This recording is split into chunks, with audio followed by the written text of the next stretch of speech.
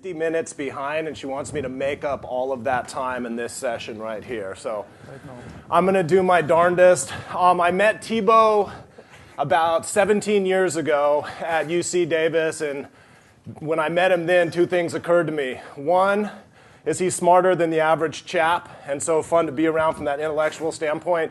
And two, he smiles more than the average chap, which I thought was awesome. And then 5 years ago, in a moment of weakness, I took a cold call from a supplier. Mostly, I think, because I thought it was sort of a funny name. It'd be interesting to see what this guy looks like. And in walks Thibaut, who I didn't put the correlation, didn't put the connection together that we were in school together. And when he sat down and showed me the user interface that he has for Fruition, the SAP flow, how he's able to look at stuff from a Roman calendar and from a growing to Greek calendar, I was like, I want this for our organization and what we do. So we're about 2,000 acres in Livermore, 800 acres down the Arroyo Seco in Monterey, 350 vineyard blocks, everything coming through, utilizing the platform that they have. 3 or 4 years in now working with them, and it's been a very powerful tool. So very happy to be up here, honored to be selected to drive this process forward with the 4 panelists that we have up here. So after each panelist, fire off some questions. Again, we want to keep it flowing so we can get some food in us and keep this moving.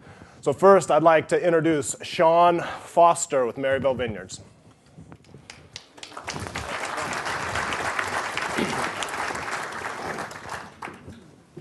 So just observations. I would say one thing I'd like to speak to, we did this last year an experiment with Fruition. We took a vineyard block at our estate vineyard in Con Valley, Spring Valley. Took one of our best producing blocks and most consistent, and installed sap flow meters and broke the block up into basically two pieces.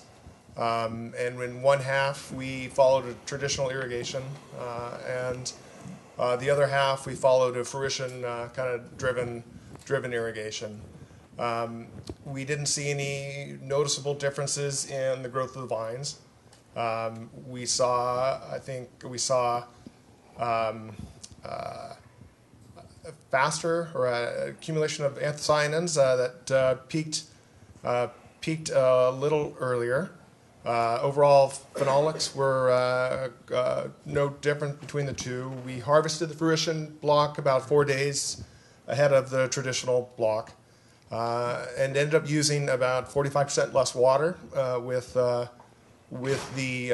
Fruition-driven block. About a month difference between onset of irrigation between the two. And I think we used a total of, I think it was 51 millimeters for the Fruition block of irrigation and 91 for the traditional. Chemistry, from a phenolic standpoint, really not that different. The blocks weren't exactly the same size, so we had 2 different size fermenters. Tried to do our best to try and keep things as controlled as possible between the two, but both very good phenolic chemistry. And from a tasting standpoint, they're both in the top tier for us. So there's no, from a qualitative standpoint, might even lean a little bit to the more deficit or the irrigation block. So I think it was pretty interesting. It's been very interesting for us. We need to continue obviously with this. The site is the soils are 4 to 5 feet deep, forward soils, well drained, very kind of dry, eastern foothills. So, I think we're pretty surprised at given a dry year, and then taking a very dry or a more very scaled back approach to irrigation that really that we didn't see a negative impact. In fact, we probably maybe see a marginally positive impact.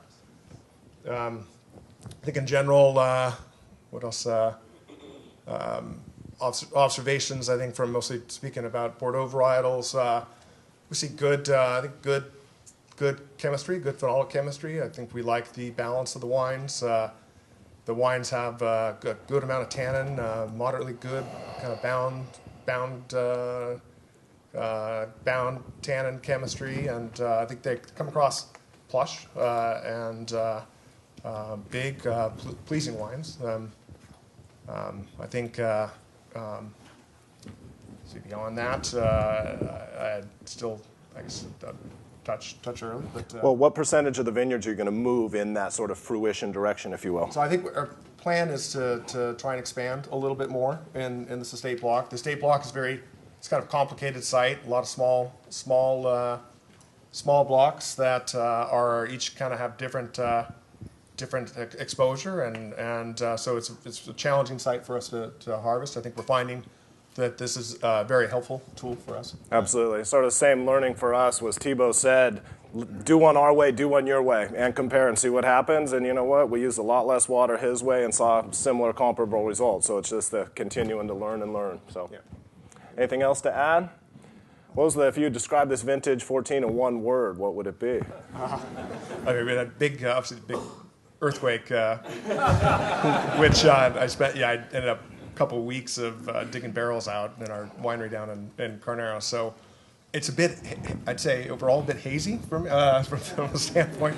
But I really, I found the pace of the harvest pretty good, and I enjoyed it. It was obviously it was very early, but again, note early in some things, but at the end of it, we actually I think our state vineyard we picked almost a little later than the previous vintage. So that was I think refreshing because. Gotcha. Do we have one or two questions for Sean?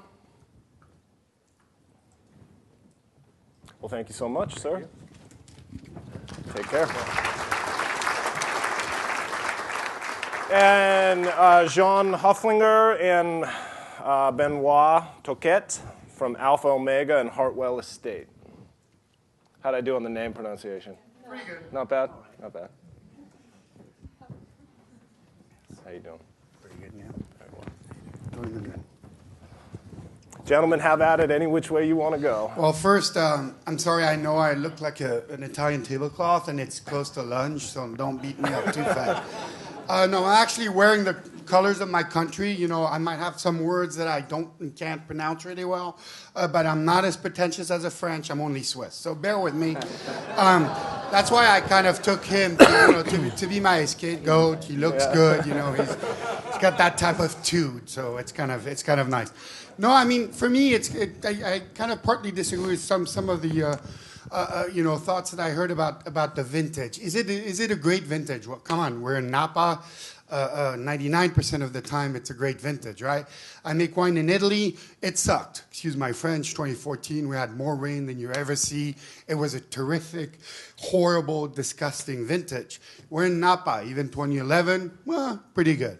If you look at 2014, what I've noticed, as far as the fruition system and everything is, you had an early start. You had a lot of drought, certain sites, and we deal with Alpha Omega 30-some sites around the valley from, Tokelant to Stagecoach to pretty much everywhere. What I've noticed is some sites didn't have water. So you're faced as a winemaker with, do I pick? Do I let dehydrate? Where do I pick it? When do I pick it? That was one of the first challenges. The second is we kind of went over, I think, a little bit of diversity in berry set. So you had pink berries. So do you have optical sorting? Can you, sort these out and adapt your winemaking? I think for me, where I kind of understand what these guys are saying, it's definitely a winemaker vintage because you had to adapt. And if you started applying recipes to all your different blocks, all your different maturation, your different varietals, it was much more an impact than it would have been in a very easy 13. Where I had a little bit of trouble in 14 is we had the same amount of color component, anthocyane basically, extracted pretty well, but the tannin levels were not exactly the same. We didn't have a lot of catechine early on. We had massive amount, but we had to push much further the extraction in time. To give you an example, on one of the blocks in 2013, after 4 days, three of which were cold soak, we had 2,200 milligrams of tannins. That did not happen in 2014. And so I think that where it was really interesting for me was really to kind of gauge and make sure that we would get these polyphenols, this extraction overall, through maybe sometimes a little bit more extraction, more pump over, sometimes a little bit more time on skins to try to extract it, measuring still the amount of tannins. We do also sometimes to coat, a little bit these tannins, we do stirring. And I already noticed and kind of pulled off on the stirring because it seems like we had very little color stability because I think we have fewer polymerization. That's kind of the impression I saw of the vintage. What about you? Hi, everybody. Maybe I'm going to slow down the pace. First, we've been working in Artwell vineyards with Fricyon since 2008. So it was curious for me to see if all the work we've been doing since 2008 will come to fruition, actually, as we are going through the road. So I will regroup with Christian there and say, it was very important for us to go. We always typically go dry farm up to Veraison, except on the site that we have weak vine or difficulties that we need to enter or new replant or anything like that. But early on, we saw a great canopy development. And we decided to remove cover crop to favorize elongation of the primary shoots with getting to the canopy as fast as we can in terms of laterals, and then maintaining that great canopy that will allow us to have the good crop. So I was pleasantly surprised to see the vineyards hold very well, and especially when we went to so many heat spell, I think dealing with different sites. I've seen people going to the difficulties was the end of the season with the warmer heat spot that we have September 1st, 12th, this October 1st and 12th. So we were tracking the phenolics and the pyrazine went out this year pretty fast early in the game. August 1st we are out of pyrazine. We were tracking correctly in terms of sugar earlier, like Thibaut mentioned. Phenolic-wise, we reached the load that we have usually, I would say, comparable to 13, so we're confident that we have some materials. It seems like Christian said to me, we went attacking very early on a great vintage, and it seems to froze in time. Extraction-wise, intestine seems to drop pretty fast, and the window seems to be narrow in terms of picking decision. And I think there was a game of picking early, wait, and picking later. But agree with you, Jean, for the extraction. It was we need to be aggressive. I saw a small polymerization compared to 2013. Yeah, I think another aspect that was quite interesting for me to see is a little bit to come back to the fruit stage of things. Was if you look at it, the berry size was very good, very decent. We had small berries overall, except certain sites, but major, I think, problem with early irrigation. But overall, as a vintage, the berry size was good. And if you look at the acidity, I think that I work a lot on the tartaric to malic ratio. And it was really interesting because in 2014, the ratio was completely different. And mainly because we had a really lower malic, but tartaric levels were pretty good. So, that makes you also rethink a little bit what you do as far as the wine's concerned and the consequences of picking. And I think Benoit is right that because of in the vineyard, the situation of all these different sites and their accessibility to water and what is done in the regime based on the soil and the location, you really had to adapt fast sometimes. It's always much easier, I think, to pick a cab because your window of picking is much wider. When you start talking about varietals like Merlot, which are a little bit more difficult and challenging to identify, and you add to that the component of a high mildew year for sure, and then irrigation and dehydration, I think that became a very key component, I think, to make the difference is making sure you're out there checking and being on top of your different sites and different vineyards. Any questions for these gentlemen? Food. Yes. Everybody's talking. Hi. You mentioned that you observe lower extractability You mentioned that you noticed the lower extractability. Was that you were analyzing extractability, or was it visual observation? No, we were in our case we were measuring mostly anthocyane and tannin component, not only through lab but also through tasting and through visual, and it's true that I had to push for the same roughly block, same grapes picked approximately at the same level of maturity. We had to push a little bit further. Aaron Pott makes fun of me every single time he gets a chance to talk about how long I leave my wines on skin. So let me get back at him for a little bit. I think that would be great. I think in 2013 you would really extract so fast that you didn't need that. I needed to push probably a little bit further to get that extraction in 2014. Yeah, from our standpoint, measuring free and total anthotannin and then polymeric pigments, how they're coming together, saw great anthocyanin numbers and great tannin numbers, but they weren't bumping into each other quite as often and as readily as we saw in 2013. And for us, we work with ETS, rapid phenolic procedure. And same thing, we saw like extraction of tannins and anthocyanin that matched, but the polymerization was not there.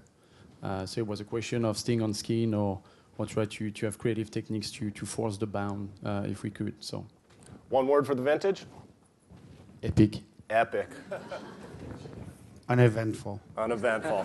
There we go. Thank you so much, gentlemen. Appreciate it. Thank you, sir. And last and certainly not least, we have Charles Thomas from Quintessa. A few slides. I think I've got about 11 to 12 seconds per slide, so we'll see how that goes. If I can even see them.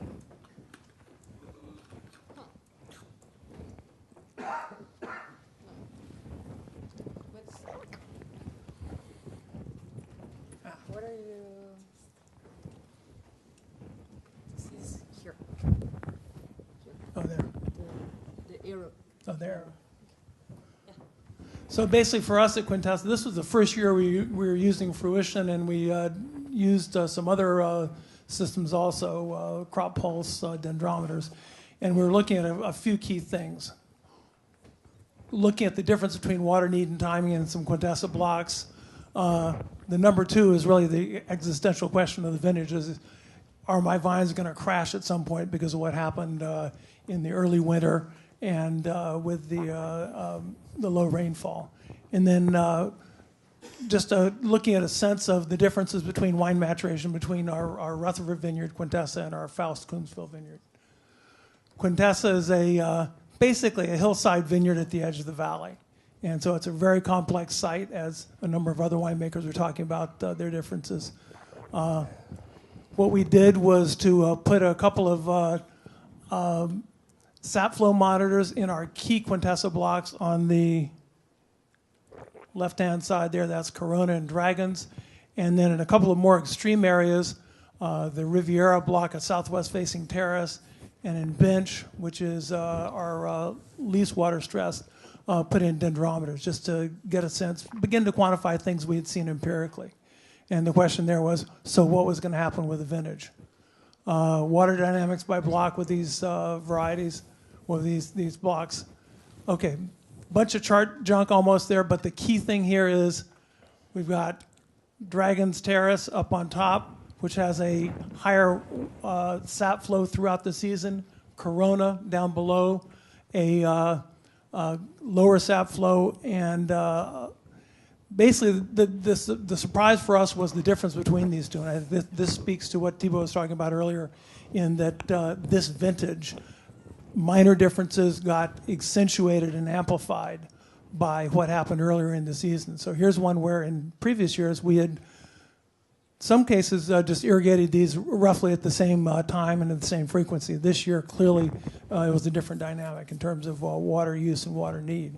Timing was critical in Corona, important but less so in Dragons.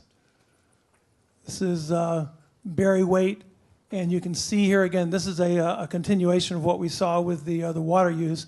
In the Corona this year, the vines didn't get quite as big, the berries didn't get quite as big, and so in a sense the vines were compensating, I think, as Thibaut had alluded to, in terms of how to handle the crop size, and you even saw it in berry weight.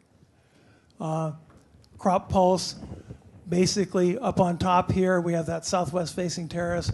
This is from the day before the earthquake till around September 6th, just to see what happens with some high VPD days. And here, this vineyard is always on the edge anyway, and this year it was even more so. So the differences were amplified. The bench, gravelly clay loam right next to the Napa River, it was hanging loose pretty well with what we saw. And so we did some irrigation, but it was something where it was much less on the edge. Weren't sure what to expect this year from that, but behaved itself well. So the summary on those is that basically the differences that we had seen in previous years were amplified this year. We didn't see anything crash, which is a good thing because we weren't sure of that in the late spring and early summer as to what was going to happen. We did find that there were subsections of the vineyards that we were picking separately because we did see differences, and that I think that speaks to the, well, I call it a wine grower's vintage, not a winemaker's vintage, that we had to respond to the situations that we saw, and we're picking more smaller subsections just because they were on a different ripening pattern. Rutherford versus Coombsville, we have vineyards in two different areas. Key thing here, 6-week duration of berry sugar loading at Rutherford, 8-week duration in Coombsville. And in the middle of July, we were all kind of wondering, okay, are we going to be picking our Coombsville fruit the same time we're picking our Rutherford fruit? Well, it turns out that climate and region will out, and we ended up having a good 2-week difference there, similar to what you see in the sugar loading. Couple of different blocks there, but basically the same pattern, quite distinct, and from a winemaking point of view, a relief. Phenolics, can't really see it here too well, but I think we saw the same kind of thing that Jean had spoken about in terms of polymeric anthocyanins. They did finally go up at the end, but it took a while. Fortunately, we picked right there. One thing that Caleb Mosley, our viticulturist, who's not here today, had a prior engagement, and so we're left having a winemaker speak for viticulturist, a common affliction in this valley. He had the foresight to leave some our test vines out there for another couple of sampling events after the real harvest, just to begin to see what happens. So in a sense, you're able to test what you acted on. And in this case, it seemed like we picked right with our polymerization. I think that's it. Just wanted to